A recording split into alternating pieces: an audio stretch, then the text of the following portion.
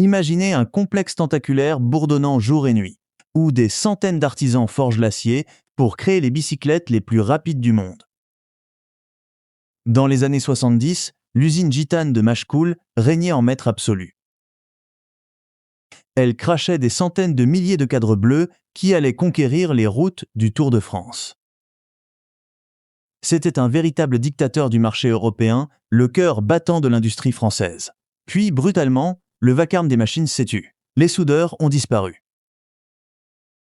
L'excellence mécanique a été balayée, remplacée par des conteneurs anonymes venus d'Asie. L'âme de l'entreprise s'est évaporée sous la pression impitoyable d'une restructuration financière. Comment un tel géant a-t-il pu perdre son identité et sombrer dans ce silence glacial ? Chers spectateurs, nous vous invitons respectueusement à nous indiquer dans les commentaires ci-dessous quelle autre usine mythique ou marque légendaire vous souhaiteriez que nous explorions dans notre prochain épisode. Chapitre 1. Les graines d'un empire, 1925-1950. L'histoire des grands empires industriels commence rarement dans des salles de conseil d'administration aux murs de verre. Le plus souvent, elle prend racine dans des endroits modestes, imprégnés de l'odeur de l'huile de machine et de la sueur.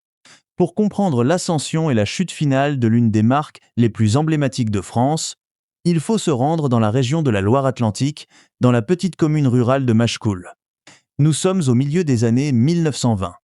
La France se remet encore des cicatrices profondes laissées par la Première Guerre mondiale. Le pays a besoin de se reconstruire, mais surtout, il a besoin de se déplacer. C'est dans ce contexte de relèvement national qu'un homme nommé Marcel Brunellière installe un modeste atelier de mécanique. Brunellière n'est pas un titan de la finance, ni un visionnaire cherchant à conquérir le monde.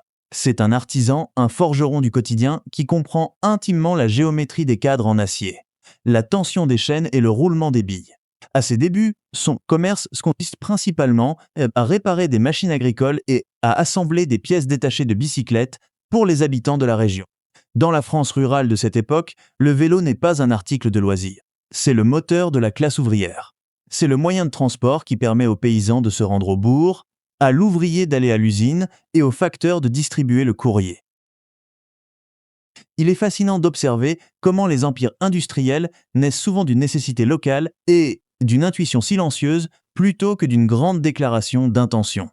En observant les besoins de ses clients, Marcel Brunellière comprend rapidement qu'il peut faire plus que de simples réparations. Il réalise que l'assemblage de bicyclettes de haute qualité, robustes et abordables représente une opportunité économique majeure.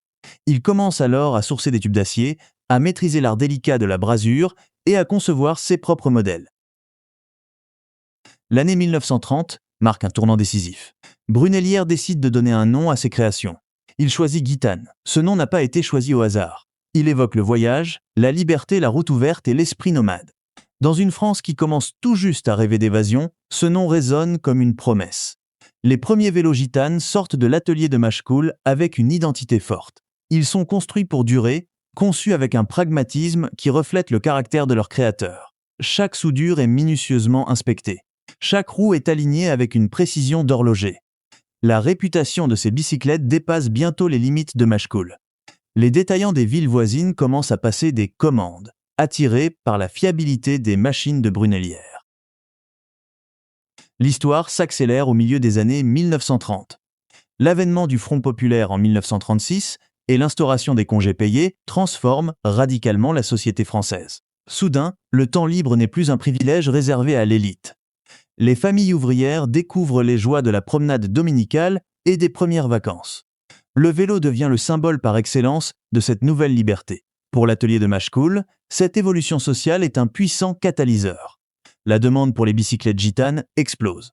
Brunellière doit engager de nouveaux ouvriers, élargir son espace de travail et rationaliser ses méthodes de production. L'atelier artisanal commence à prendre des allures de véritable usine. Cependant, la trajectoire de l'entreprise est brutalement interrompue par le déclenchement de la Seconde Guerre mondiale en 1939. La France est occupée.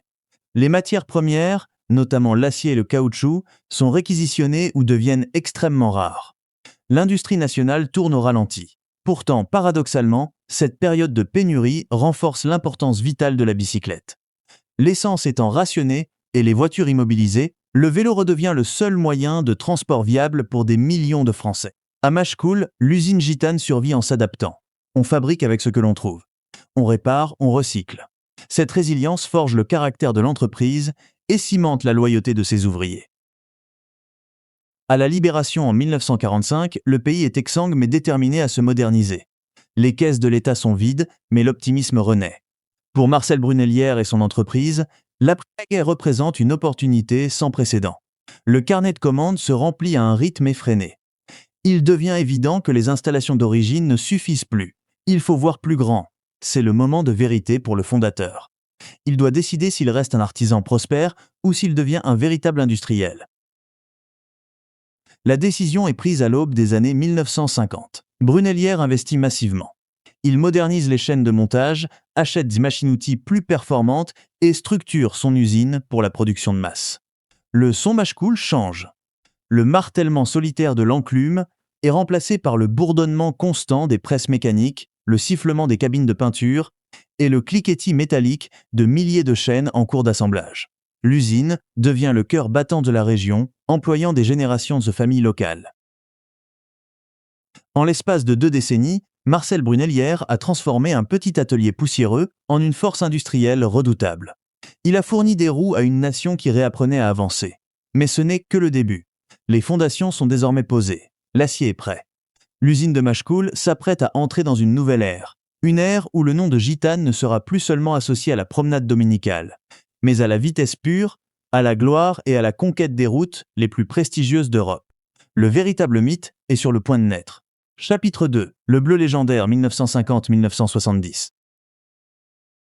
Dans les années qui suivent la Seconde Guerre mondiale, le rôle de la bicyclette dans la société européenne subit une métamorphose subtile mais profonde. Si elle demeure l'outil de déplacement indispensable pour des millions de travailleurs à travers la France, elle commence également à incarner autre chose le week-end. Elle devient un instrument de gloire. Le Tour de France, cette grande messe estivale de la souffrance et du triomphe, reprend ses droits avec une ferveur qui frôle la dévotion religieuse. Pour Marcel Brunellière et la direction de l'usine de Machecoul, cette ferveur populaire n'est pas seulement un beau spectacle sportif. C'est une opportunité commerciale monumentale. Ils comprennent rapidement une règle fondamentale qui va dicter l'avenir de l'industrie du cycle. Le public achète le lundi la machine qui a triomphé le dimanche. Pour dominer ce marché en pleine expansion, il ne suffit plus de fabriquer des vélos solides pour les postiers ou les boulangers. Il faut construire des machines capables de conquérir les sommets des Alpes et des Pyrénées. C'est ainsi que l'usine Gitane décide de lier son destin à celui de la course professionnelle. Il y a une alchimie très particulière qui s'opère dans une usine lorsqu'un objet utilitaire est soudainement élevé au rang d'arme de compétition. À Machecoul, l'air n'est plus seulement chargé de la poussière métallique, des chaînes de montage, il est chargé d'anticipation. Les ouvriers savent désormais que les cadres qu'ils soudent pourraient se retrouver entre les mains des héros de la nation. La première étape de cette conquête est visuelle. Dans un peloton dominé par des couleurs ternes ou des motifs confus, Gitane introduit une identité chromatique foudroyante. C'est la naissance du bleu Gitane, une teinte azur intense et lumineuse, presque électrique. Ce bleu n'est pas qu'une simple couche de peinture protectrice. C'est un étendard, une signature visuelle conçue pour percer l'écran des premières télévisions et s'imposer sur les pages des magazines sportifs. Quand un coureur s'échappe du peloton, le spectateur au bord de la route n'a pas besoin de lire le nom sur le cadre. La couleur suffit. Le bleu Gitane devient synonyme d'attaque, de panache et de victoire. Cependant, le marketing et la peinture ne suffisent pas à gagner des étapes de montagne. L'ingénierie doit suivre. Au cœur de l'usine de Machecoul, un département spécial est créé, séparé de la production de masse. C'est le service course, le laboratoire de haute performance de Gitane. Ici, les meilleurs artisans de l'usine, les maîtres cadreurs, travaillent dans un silence concentré. Contrairement aux vélos de ville fabriqués à la chaîne, les vélos de course sont des œuvres d'art sur mesure. Ces artisans utilisent les tubes en acier les plus fins et les plus légers disponibles sur le marché, souvent importés et choisis pour leur rapport résistance-poids exceptionnel. Le travail de ces hommes relève de l'orfèvrerie industrielle. Ils assemblent les tubes avec des raccords complexes, utilisant la technique de la brasure à l'argent à basse température pour ne pas altérer la structure moléculaire de l'acier. Chaque cadre est mesuré au millimètre près, adapté à la morphologie exacte du coureur qui va le chevaucher. Lorsqu'un vélo sort du service course de Machecoul, il pèse à peine une dizaine de kilos. Une merveille de légèreté et de rigidité pour l'époque. Ces machines sont conçues pour transmettre chaque once de puissance du cycliste directement à la route, sans aucune déperdition d'énergie. L'investissement Gitane dans la compétition atteint son apogée stratégique au début des années 1960. Par le biais d'acquisitions intelligentes et de fusions d'équipes, notamment en absorbant la marque Elliott, Gitane se retrouve associé au plus grand talent de sa génération, Jacques Anquetil. Surnommé Maître Jacques, Anquetil est un esthète de la bicyclette, un rouleur d'une élégance absolue qui écrase ses adversaires dans les contre-la-montre. Ses victoires successives sur le Tour de France, chevauchant des vélos sortis directement des ateliers liés à Machecoul, propulsent la marque dans une dimension stratosphérique. La relation entre le champion et l'usine est symbiotique. Anquetil exige la perfection mécanique pour accomplir ses exploits et l'usine de Machecoul se plie en quatre pour répondre à ses exigences, repoussant sans cesse les limites de la technologie de l'époque. En retour, chaque maillot jaune, ramené à Paris, se transforme en une avalanche de commandes pour l'entreprise. L'impact de ces victoires sur les lignes de production est immédiat et colossal. Les jeunes passionnés de cyclisme à travers toute la France et bientôt dans toute l'Europe réclament des répliques des vélos de leurs idoles. Pour répondre à cette demande frénétique, l'usine de Machecoul doit s'agrandir de manière spectaculaire. Les effectifs gonflent. Des centaines de nouveaux employés sont embauchés. Les chaînes de montage tournent à plein régime, appliquant les leçons apprises dans le service course à la production de masse.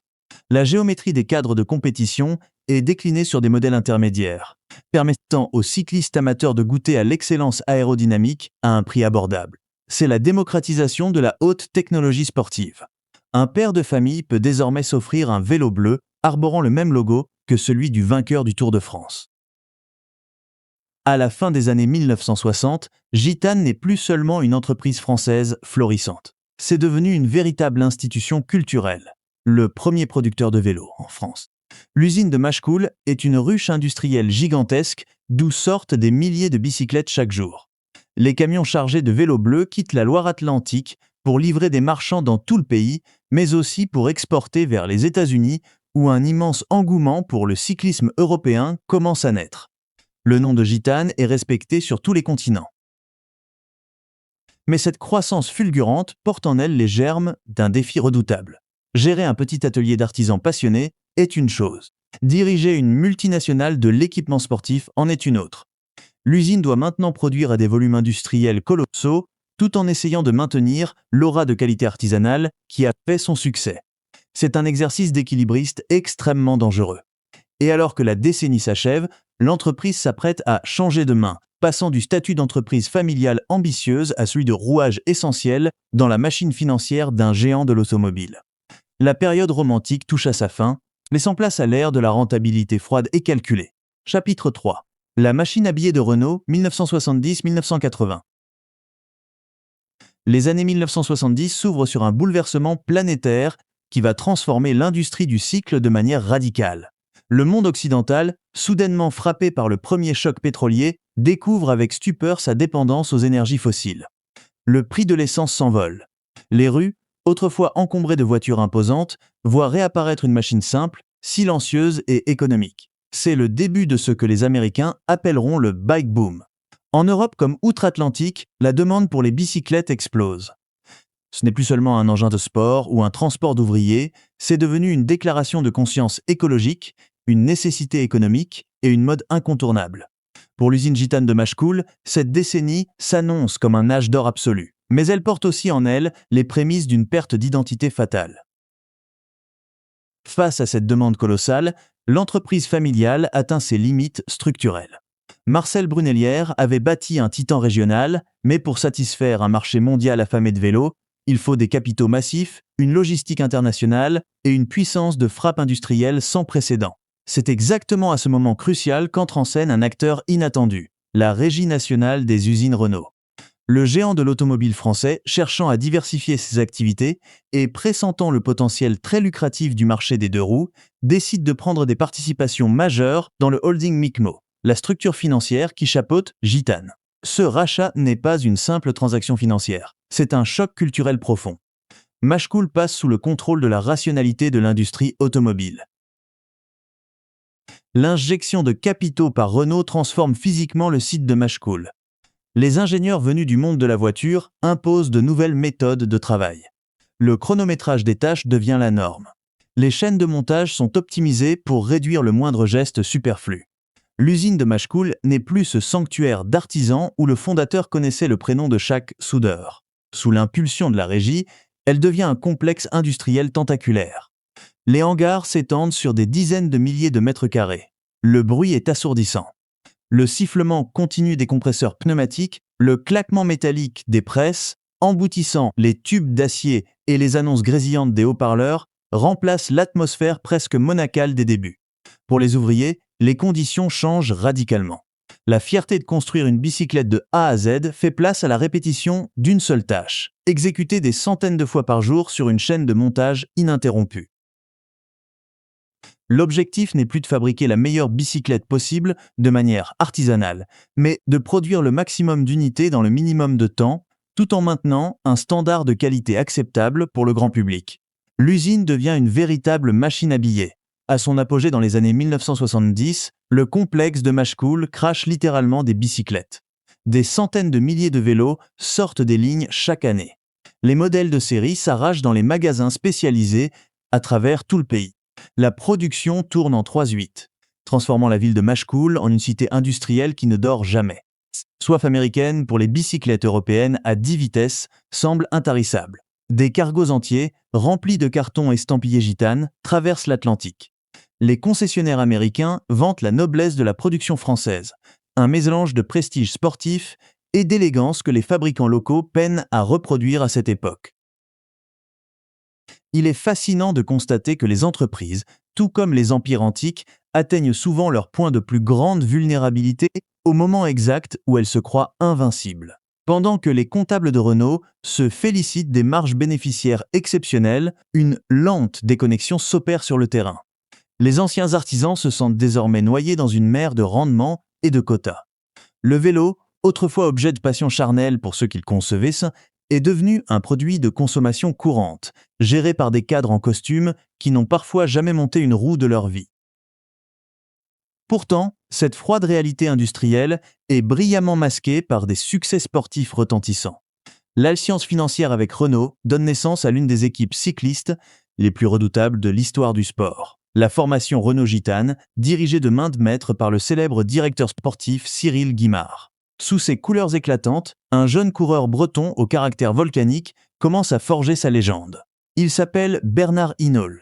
Surnommé le blaireau pour sa combativité féroce, Hinault va écraser la concurrence mondiale à la fin des années 1970 et au début des années 1980. Hinault n'est pas seulement un champion. C'est une force de la nature qui incarne parfaitement l'esprit de conquête de l'entreprise. Quand il s'échappe dans les lacets d'une montagne ou qu'il écrase les pédales dans un contre-la-montre, il offre à Renault et à Gitane une publicité qu'aucun budget marketing ne pourrait jamais acheter. Lorsqu'il remporte le Tour de France sur son vélo bleu, c'est toute la France qui exulte et c'est toute l'usine de Machecoul qui vibre d'une fierté indescriptible. Dans l'esprit du public, acheter un vélo Gitane, c'est acheter un morceau de la suprématie de Bernard Hinault. Mais cet éclat médiatique agit comme un puissant anesthésiant sur la direction. Convaincus que les victoires du Tour de France suffiront éternellement à faire vendre leurs produits, les dirigeants négligent de regarder l'horizon. L'usine de Machecoul est parfaitement calibrée pour produire des cadres en acier de manière industrielle. Or, le monde de la bicyclette est sur le point de connaître une révolution matérielle majeure. De l'autre côté de l'Atlantique, des constructeurs commencent à expérimenter l'aluminium, un matériau plus léger et insensible à la rouille. Plus inquiétant encore, de l'autre côté du globe, de nouvelles usines géantes se construisent en Asie. Elles promettent de produire des cadres de qualité similaire, mais à une fraction du coût de la main-d'œuvre française. À la fin de la décennie, l'usine Gitane de Machecoul ressemble à un navire majestueux naviguant toute voile dehors. Les soutes sont pleines de commandes, l'équipage travaille sans relâche et le pavillon claque fièrement au vent des victoires sportives. Les chiffres d'affaires donnent le vertige et justifient pleinement l'investissement de la régie Renault. L'entreprise est devenue le leader incontesté sur son territoire. Cependant, dans les couloirs feutrés de la direction, l'arrogance du succès empêche de sentir le vent tourner. Le carnet de commandes cache une triste vérité. L'agilité des débuts a disparu. Le colosse est devenu lourd, excessivement bureaucratique, lent à réagir aux innovations technologiques et dépendant d'un modèle économique qui repose presque exclusivement sur la ferveur sportive et la fidélité d'un public qui commence doucement à regarder ailleurs. Sans que personne à Machecoul ne s'en rende véritablement compte, les années 1970 s'achèvent sur une note d'avertissement silencieuse. La machine à billets tourne encore à plein régime, mais ses engrenages commencent secrètement à s'oxyder. Et l'acier, qui a fait la gloire de la marque, va bientôt devenir un fardeau face à la modernité qui s'annonce. La tempête parfaite se prépare en coulisses. Et cette fois, le danger ne viendra pas des concurrents européens traditionnels, mais d'une force beaucoup plus dévastatrice venue d'Orient. Chapitre 4. La tempête venue d'Orient 1980-1990. Les années 1980 marquent une rupture brutale dans l'histoire industrielle mondiale. L'euphorie de la décennie précédente s'évapore rapidement, remplacée par une réalité économique beaucoup plus âpre et impitoyable. À Machecoul, les immenses chaînes de montage tournent encore avec l'inertie vertigineuse des années de gloire. Portées par les victoires éclatantes, mais les fondations de l'empire gitane commencent secrètement à trembler. Le danger imminent ne vient pas d'une soudaine baisse de l'intérêt du grand public pour le cyclisme. Au contraire, le vélo demeure extrêmement populaire partout dans le monde. La véritable menace est purement structurelle. Elle prend la forme de porte-conteneurs gigantesques qui accostent dans les grands ports européens, déchargeant des dizaines de milliers de bicyclettes fabriquées à des milliers de kilomètres de la Loire-Atlantique. C'est l'aube naissante de la mondialisation sauvage. De l'autre côté du globe, des pays émergents comme Taïwan ont silencieusement bâti une infrastructure de production redoutable. Ces nouvelles usines asiatiques ne s'encombrent pas de traditions séculaires ou de la mystique romantique du Tour de France. Elles appliquent une logique purement mathématique et implacable. Grâce à une main-d'œuvre extrêmement bon marché et à des procédés de fabrication standardisés à l'extrême, elles parviennent à produire des cadres de bicyclettes à un coût que l'usine de Machecoul ne peut tout simplement pas espérer égaler. Pour le consommateur moyen, qui cherche un vélo abordable et fonctionnel pour les trajets quotidiens, la différence de prix est un argument impossible à ignorer. Le nom prestigieux peint fièrement sur le cadre perd peu à peu son pouvoir de séduction face à l'attrait immédiat d'une étiquette beaucoup moins chère. Cette concurrence tarifaire féroce s'accompagne d'un bouleversement technologique majeur que personne n'avait anticipé avec assez de gravité. Depuis sa création par Marcel Brunelière, l'identité même de Gitane est forgée dans l'acier de haute qualité. L'usine entière, avec ses postes de soudure spécialisés, ses fours de traitement thermique et ses maîtres artisans, est minutieusement optimisée pour travailler ce métal précis. Or, les années 1980 voient l'émergence fulgurante de nouveaux matériaux. L'aluminium séduit par sa légèreté remarquable et sa totale résistance à la corrosion. Plus tard, le carbone fait son apparition, promettant une rigidité absolue pour la compétition. Ces matériaux exigent des techniques d'assemblage radicalement différentes, des investissements colossaux en recherche et développement, ainsi qu'un outillage entièrement nouveau. Pendant que l'Europe reste fixée sur le cyclisme de route traditionnel, une nouvelle révolution culturelle émerge en Californie. Le vélo tout-terrain ou VTT, ainsi que le BMX explosent auprès des jeunes générations. Ces engins exigent une géométrie radicalement différente, des pneus larges et une robustesse à toute épreuve. Les agiles usines asiatiques s'adaptent instantanément à cette nouvelle demande colossale. L'usine de Machecoul, engluée dans sa hiérarchie complexe sous l'égide de Renault, observe ce phénomène culturel avec un mélange de dédain et de profonde incompréhension. Lorsqu'ils tentent finalement de réagir et de concevoir leur propre modèle tout-terrain, il est tragiquement trop tard. Le marché est déjà inondé de produits concurrents souvent mieux pensés et massivement moins chers. Cette incapacité à lire l'évolution sociologique du cyclisme coûte à Gitane une part de marché faramineuse. L'innovation véritable ne vient plus de France, elle est désormais importée. Il y a une tragédie silencieuse dans la façon dont une grande entreprise perd son instinct de survie. Un observateur attentif de cette époque industrielle ne peut s'empêcher de noter que les pires décisions stratégiques sont rarement prises avec de mauvaises intentions. Elles sont presque toujours le fruit d'une illusion collective réconfortante. À la tête de l'usine, la direction pensait sincèrement que le seul prestige du passé garantirait la pérennité du futur. Ils ont tragiquement confondu la ferveur patriotique des amateurs de course avec une immunité économique globale. Ce type d'aveuglement est le symptôme classique des empires déclinants. L'usine physique avec ses lourds murs de briques et son équipement rigide, est devenu la métaphore d'une pensée industrielle sclérosée. Ils étaient incapables d'admettre qu'une usine sans aucune histoire à Taïwan comprenait beaucoup mieux les désirs de la jeunesse mondiale qu'eux. Un autre coup fatal est porté par la mutation brutale des fournisseurs de pièces détachées. Historiquement, un vélo Gitane était une vitrine du savoir-faire mécanique français, fièrement équipé de dérailleurs simplex et de freins Mafac. Mais ces entreprises partenaires souffrent du même manque d'innovation flagrant. Face à elles, un géant japonais nommé Shimano commence à proposer des systèmes de transmission intégrés d'une fiabilité et d'une fluidité totalement révolutionnaires. Bientôt, même les puristes européens exigent du matériel japonais sur leurs vélos de route. L'usine de Machecoul est forcée d'abandonner ses fournisseurs historiques locaux pour assembler des pièces venues d'Asie sur des cadres dont le design lui-même vacille dangereusement. Cette perte de souveraineté technologique ampute la dignité des assembleurs, qui se rendent compte que le cœur mécanique de leur machine ne bat plus au rythme l'industrie nationale. Au sein même de l'usine, la tension monte de manière palpable. Le fossé se creuse irrémédiablement entre la direction corporative parisienne et les ouvriers locaux de la région. Pour un cadre financier, un vélo n'est qu'un assemblage générant un certain pourcentage de profit trimestriel. Si cet assemblage peut être réalisé à moindre coût ailleurs, la froide logique financière dicte de sous-traiter sans état d'âme. Mais pour l'ouvrier de Machecoul, dont le père avait travaillé sur ces mêmes presses métalliques, la marque Gitane est une affaire d'honneur familial. L'âme de l'entreprise est méthodiquement diluée pour satisfaire des objectifs comptables stricts à très court terme. Face à la chute inexorable de la rentabilité globale, le propriétaire Renault prend une décision implacable. Le gigantesque constructeur automobile, lui-même confronté à d'immenses défis sur le marché international des 4 roues, décide que la bicyclette n'est définitivement plus une activité stratégique viable. Le joyau cycliste de la couronne est soudainement perçu comme un fardeau financier lourd dont il faut se séparer rapidement. Le retrait final de Renault est exécuté avec la froideur clinique typique des grandes restructurations corporatives.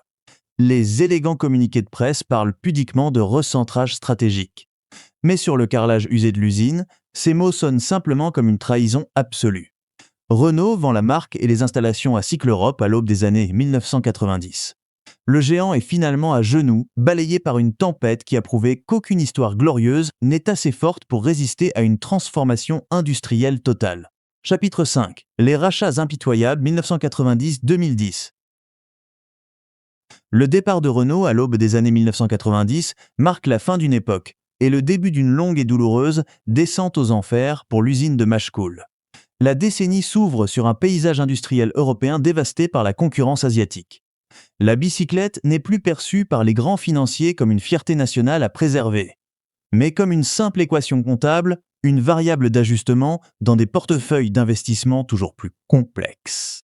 Le nouvel acheteur, le groupe Cycle Europe, procède à une vaste restructuration du marché. Dans cette nouvelle constellation corporative, qui absorbera bientôt d'autres légendaires comme Peugeot ou Bianchi, Gitane n'est plus la vedette incontestée. Elle devient un simple actif, une ligne sur un bilan financier que l'on manipule au gré des trimestres. L'une des transformations les plus tragiques de cette période se déroule directement sur le sol de l'usine, loin des conseils d'administration parisiens ou internationaux. Historiquement, Machecoul était un véritable lieu de transformation de la matière brute. On y forgeait l'acier, on y soudait les tubes, on y appliquait avec soin ce bleu légendaire qui faisait rêver toute une nation. Mais sous la pression incessante pour réduire les coûts face à l'invasion des produits importés, la nature même du travail change radicalement. Les immenses presses métalliques, autrefois symboles de la puissance de l'entreprise, sont progressivement mises à l'arrêt. Les ateliers de soudure, qui constituaient le cœur brûlant et bruyant de l'installation, sont démantelés pièce par pièce. L'usine se transforme alors en un gigantesque centre d'assemblage. Les cadres arrivent désormais par milliers dans des conteneurs en provenance de Taïwan ou de Chine continentale, déjà peints, déjà vernis et souvent déjà étiquetés. Le travail des ouvriers de Machecoul se réduit tragiquement à visser des pédales, à ajuster des câbles de frein et à emballer dans du carton des machines qu'ils n'ont pas véritablement construites. Il est fascinant et profondément triste d'observer comment le capitalisme financier moderne dépouille une entreprise de son âme originelle. Une marque prestigieuse est progressivement séparée de son lieu de naissance physique. Le nom Gitane qui portait autrefois l'odeur de la brasure et la sueur des artisans de la Loire-Atlantique, est réduit à un simple autocollant, une illusion marketing apposée sur un produit standardisé venu de l'autre bout du monde. La fierté de la création artisanale est confisquée, remplacée par la monotonie mécanique de l'exécution et de la logistique. Pour les vétérans de l'usine, ceux qui avaient connu l'âge d'or des victoires de Jacques Anquetil et de Bernard Hinault, ce déclassement industriel est vécu comme une humiliation intime. Ils voient leur savoir-faire, transmis patiemment de génération en génération, devenir totalement obsolète du jour au lendemain. Les mains cailleuses, qui savaient aligner un cadre en acier au millimètre près, qui comprenaient la tension exacte d'un rayon de roue de compétition, ne sont plus requises. On leur demande simplement d'être rapides, de respecter des quotas d'assemblage toujours plus serrés. La culture de l'excellence, qui faisait la réputation mondiale de l'atelier, est sacrifiée sur l'autel de la rentabilité immédiate. Le lien charnel et émotionnel entre l'ouvrier et la bicyclette est définitivement rompu. Pendant ce temps, sur le marché mondial, la marque Gitane perd lentement mais sûrement de sa superbe. Dépourvue d'innovation véritable et noyée dans un catalogue de conglomérats sans vision claire, elle peine à trouver sa place. Le grand public, toujours attiré par la nouveauté technologique, se tourne vers des marques américaines beaucoup plus agressives sur le marché florissant du VTT, ou vers des fabricants italiens qui ont su préserver une aura de très haut de gamme en maintenant une production locale spécialisée. Gitane glisse doucement vers le statut de marque de milieu de gamme. Elle se retrouve parfois même distribuée dans les circuits de la grande distribution et des supermarchés, très loin du prestige des boutiques spécialisées qui faisaient autrefois sa force et sa désirabilité. Les années 2000 apportent le coup de grâce à cette lente agonie. Le marché européen du cycle subit de nouvelles turbulences économiques et une guerre des prix d'une violence inédite. Cycle Europe, cherchant à optimiser encore davantage son réseau de production continentale, regarde l'immense usine de Machecoul avec de plus en plus de scepticisme. Les volumes de production chutent drastiquement d'année en année. Les plans de licenciement se succèdent avec une régularité glaçante, vidant l'usine de sa substance humaine. Les immenses hangars, conçus pour accueillir des milliers de travailleurs, résonnent désormais d'un vide lugubre. La ville entière de Machecoul, qui a grandi, respiré et prospéré au rythme de Gitane pendant près de 70 ans, retient son souffle dans l'angoisse. Au crépuscule de la décennie 2010, la rumeur d'une fermeture définitive devient assourdissante. L'usine est littéralement au bord du gouffre. Les chaînes d'assemblage sont au ralenti. Les portes s'apprêtent à se refermer pour toujours, menaçant de laisser des centaines de familles sans emploi et d'effacer définitivement ce bastion industriel de la carte de France. La disparition de l'usine de Machecoul ne serait pas seulement un drame social local dévastateur, ce serait la mort d'un symbole national. Ce serait l'effacement définitif de l'audace de Marcel Brunelière sous le rouleau compresseur d'une économie globalisée, froide et sans visage. Les ouvriers restants regardent les immenses grilles de l'usine avec désespoir, attendant le jugement final d'un conseil d'administration lointain qui s'apprête à signer l'acte de décès de 70 ans d'histoire cycliste française. Chapitre 6. Le dernier héritage. Au début des années 2010, l'atmosphère dans la ville de Machecoul est chargée d'une résignation funeste et d'un silence oppressant. Les immenses couloirs de l'usine, jadis vibrants de l'énergie de milliers de travailleurs et du fracas des presses métalliques, sont devenus effroyablement calmes. Le groupe Cycle Europe, le propriétaire de l'époque, semble avoir épuisé toutes les stratégies de relance pour ce site historique devenu tristement obsolète face à l'hyper-compétitivité asiatique. Les chaînes de montage ne tournent plus qu'à une fraction dérisoire de leur capacité historique. Les quelques ouvriers restants viennent pointer le matin avec la boule au ventre, sachant pertinemment que chaque jour pourrait être le dernier de cette aventure industrielle.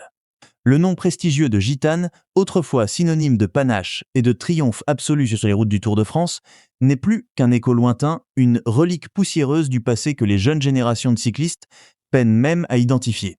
La fermeture totale et définitive semble inévitable. C'est le scénario tragique et classique de la désindustrialisation européenne. Une lente agonie financière suivie d'une liquidation sociale brutale. Pourtant, c'est exactement au moment où l'acte de décès industriel de l'usine est sur le point d'être officiellement signé qu'un retournement de situation spectaculaire se produit. En 2013, un repreneur inattendu se manifeste à la dernière seconde. Il ne s'agit pas d'un riche passionné de cyclisme cherchant à ressusciter le mythe sportif de sa jeunesse, ni d'un fonds de pension rapace en quête d'une vente à la découpe. c'est le puissant groupe de distribution d'articles de sport Intersport. Le géant de la vente au détail a besoin d'une base de production européenne réactive pour fournir ses propres magasins, notamment pour assembler les bicyclettes de sa très populaire marque distributeur Nakamura. Intersport rachète l'usine moribonde de Machecoul et prend une décision symboliquement foudroyante. L'usine est immédiatement rebaptisée Manufacture française du cycle. Ce changement de nom est lourd de sens. Le mot gitane est purement et simplement effacé de la façade principale du bâtiment. Le nouveau propriétaire ne cherche pas à sauver une marque légendaire, il cherche uniquement à sauver un outil de production, une capacité d'assemblage de masse et une logistique géographique stratégique. La reprise par le groupe Intersport déclenche une métamorphose radicale des installations en Loire-Atlantique. Des millions d'euros sont immédiatement injectés pour moderniser le site vieillissant. Les vieux ateliers obscurs, encore imprégnés de la graisse, de l'huile de coupe et de la sueur des glorieuses années 1970 sont entièrement nettoyés, vidés et reconfigurés. De nouvelles lignes d'assemblage, ultra-modernes, lumineuses et entièrement informatisées, sont installées. Mais la véritable révolution n'est pas seulement matérielle ou cosmétique. Elle est profondément technologique.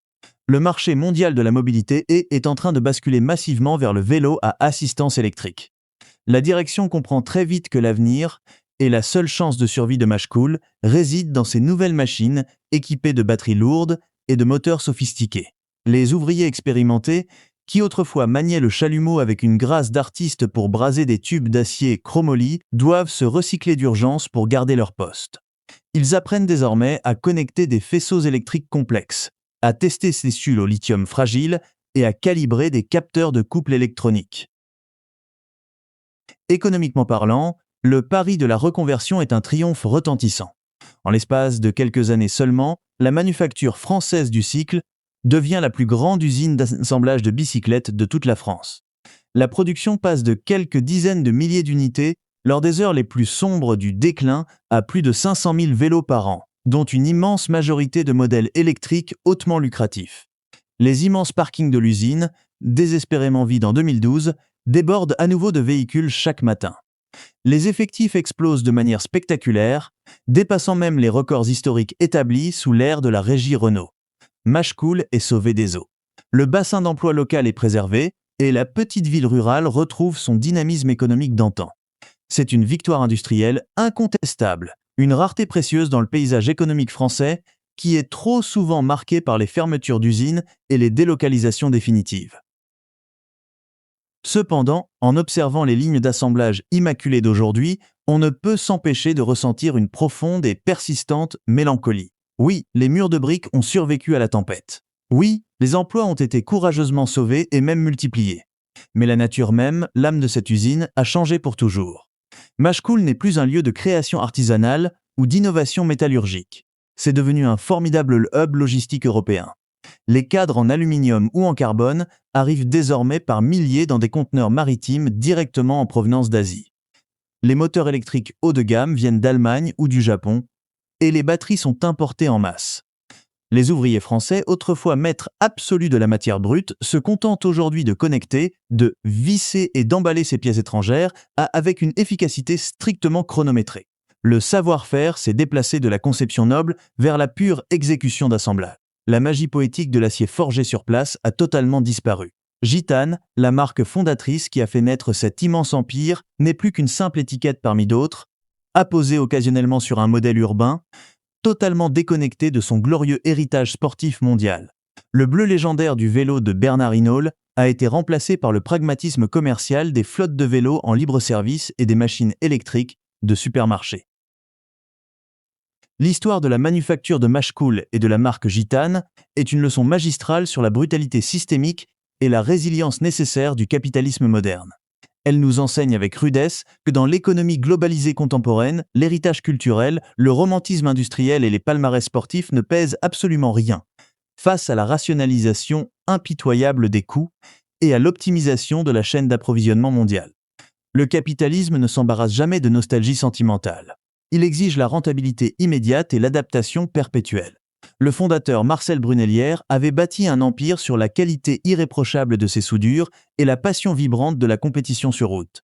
Aujourd'hui, cet empire physique ne survit que parce qu'il a accepté de renoncer à son identité de constructeur pour devenir un assembleur géant, totalement dépendant de composants inventés et fabriqués à l'autre bout de la planète. L'entreprise a dû accepter de vendre son âme pour sauver sa peau et garantir les salaires de ses employés. C'était très probablement le seul choix rationnel et humain possible pour éviter l'anéantissement total d'une communauté ouvrière entière. Finalement, que reste-t-il véritablement de l'épopée de la marque Gitane? Il reste des photographies magnifiques en noir et blanc de Jacques Anquetil fendant l'air sur son vélo profilé. Il reste des souvenirs émus et indélébiles dans l'esprit de milliers de passionnés anonymes qui ont patiemment réparé leur première bicyclette dans le fond d'un garage de campagne. Et il reste cette usine tentaculaire plantée au cœur de la Loire-Atlantique, vibrante d'une énergie électrique nouvelle, mais définitivement guérie de ses rêves de conquête artisanale. L'histoire de Gitane n'est pas simplement l'histoire banale d'une entreprise commerciale qui a failli disparaître dans les méandres de la finance. C'est le miroir parfait d'une époque révolue, une époque brillante où une nation entière croyait fermement que ses propres artisans, équipés de simples tubes d'acier et de beaucoup d'audace, pouvaient construire de leurs mains les meilleures machines du monde. Cette époque est terminée pour toujours, avalée par les rouages froids et invisibles du commerce mondial. L'usine de Machecoul tourne toujours, plus vite que jamais, mais le cœur romantique et bleu de la machine s'est arrêté de battre depuis bien longtemps.